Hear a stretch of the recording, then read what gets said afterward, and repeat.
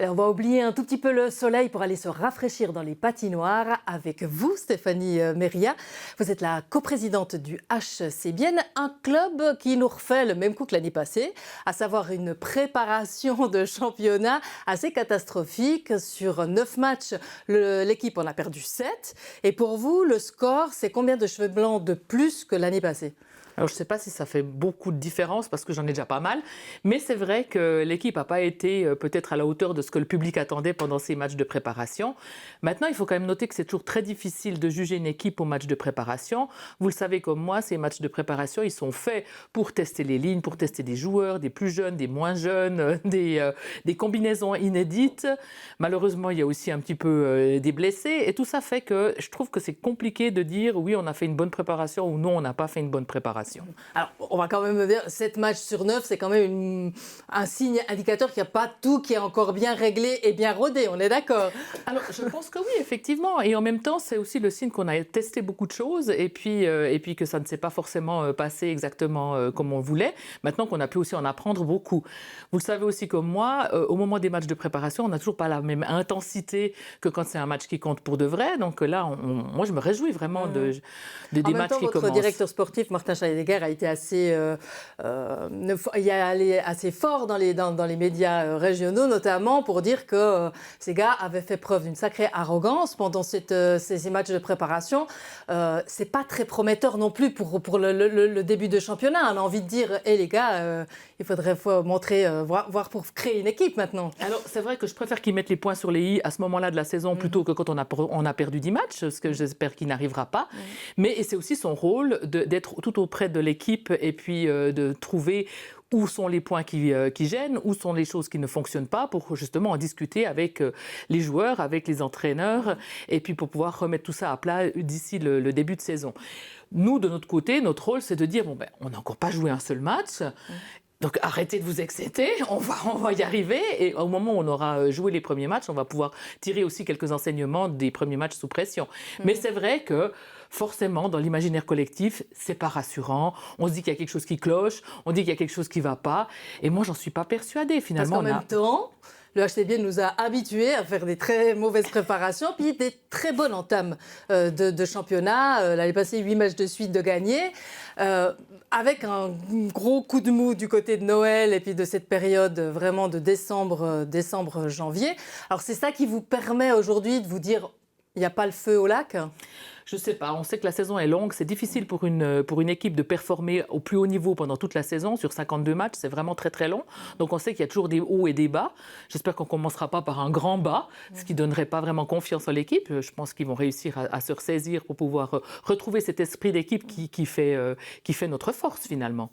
Alors c'est une saison qui est un peu la saison de la continuité. Vous êtes une des seules équipes à pas avoir beaucoup, enfin club à pas avoir beaucoup changé son équipe. Vous enregistrez que 2 nouvelles arrivées. Alors, il y a un côté très chouette parce qu'on se dit c'est super, ça veut dire qu'il y a des bonnes bases. Puis en même temps, est-ce qu'il ne manquerait pas un peu de feu sacré, de nouveaux feux, puisque l'année passée, ça n'a pas marché ? Alors oui et non, j'ai envie de vous dire, c'est vrai que la campagne de transfert, elle a été faite très très tôt chez nous. Après, se sont passées des choses qui se sont passées, c'est-à-dire qu'il y a beaucoup de joueurs qui sont arrivés sur le marché puisque la KHL ne va pas fonctionner de manière correcte. Donc c'est vrai qu'il va y avoir... Ça vous a frustré un peu tout ça ? Moi, ça ne m'a pas frustré parce que moi je sais qu'on ne fonctionne pas par individualité, mais on fonctionne en groupe. Et puis c'est pas parce qu'on a 10 super joueurs qu'on a une équipe encore. Donc ça ne me fait pas trop peur de ce côté-là. Puis en même temps, vous n'aviez peut-être pas non plus le budget pour ? Alors ça, de toute façon, on n'avait pas forcément le budget je vais y arriver, le budget pour. Mais effectivement, à un moment donné, il a fallu faire des choix et je crois que les choix de Martin Steinegger jusqu'à maintenant n'ont pas été mauvais. Il a toujours su trouver les bons éléments qui s'inséraient bien dans cette équipe. Donc j'imagine qu'on va pouvoir partir là. Une des prérogatives du HC Bienne, c'est de mettre en avant aussi nos juniors. Et c'est vraiment aussi l'idée de pouvoir donner sa chance à plusieurs de nos juniors. Et je pense qu'ils vont quand même s'engager à corps perdu dans cette équipe. Et voilà, on sent aussi, alors évidemment la coprésidente du club, mais aussi un peu la fan de la première heure de l'équipe. Comme ça. Qu'est-ce qui vous attendez quoi de ces joueurs maintenant ? Qu'est-ce que vous avez envie de voir de cette équipe qui soit mise en avant, qu'on puisse estampiller ça, c'est le HC Bienne que j'aime ? Mais j'ai envie de les voir combatifs, j'ai envie de les voir complètement à leur affaire sur la glace, j'ai envie de les voir, d'avoir envie de jouer et puis d'être prêts à démener. On sait que cette saison, elle va être compliquée. Sur les 14 équipes, il y a beaucoup de bons joueurs, il y a beaucoup d'équipes qui se sont renforcées. Les places dans les 6 premiers grands vont être super cher. Et ça, je crois que tout le monde doit en être conscient. Et à partir de là, il va falloir se battre, mais becs et ongles, ou patins et cannes, je ne sais pas comment vous voulez le dire, mais ça va être compliqué. Et je crois que peut-être cette partie-là n'est peut-être pas encore assez entrée. Il va falloir les premiers matchs et les premiers frottements d'autres équipes où ça va être certainement très viril. Et je pense qu'à partir de là, ils vont comprendre et ils vont pouvoir se mettre dans le rythme. Je crois que c'est vraiment une question de rythme. Alors, le premier match, il est à Lausanne, vendredi. Puis après, à la Tissot Arena, c'est Genève qui vient. Est-ce que ça va tout de suite remettre les pendules à l'heure avec ces deux équipes? Alors j'imagine que ça va être tout de suite les pendules à l'heure. C'est toujours des équipes qui jouent assez physiques et donc du coup il va falloir être complètement dedans dès tout de suite. Ça va être à la Vaudoise Arena au départ, donc forcément ça va être tout de suite dans une ambiance hostile. On sait qu'entre Bienne et Lausanne c'est toujours assez tendu, donc il va falloir s'y mettre très très vite pour espérer pouvoir performer. Mais moi j'ai confiance, je sais qu'ils savent le faire. Je pense qu'ils sont conscients des enjeux aussi, même si ça a coincé, si ça a frotté, s'il a fallu peut-être remettre un petit peu les points sur les i de la part de notre directeur sportif. Finalement, c'est son job. C'est à lui de faire ce genre de choses avec l'équipe dirigeante pour pouvoir les amener à la meilleure des préparations possibles. Alors, la présidence, la direction fait de son mieux pour amener ce club vers les play-offs et surtout loin dans les play-offs, ce qui n'a pas du tout été le cas l'année passée. On s'est vite pris la porte dans la figure, malheureusement.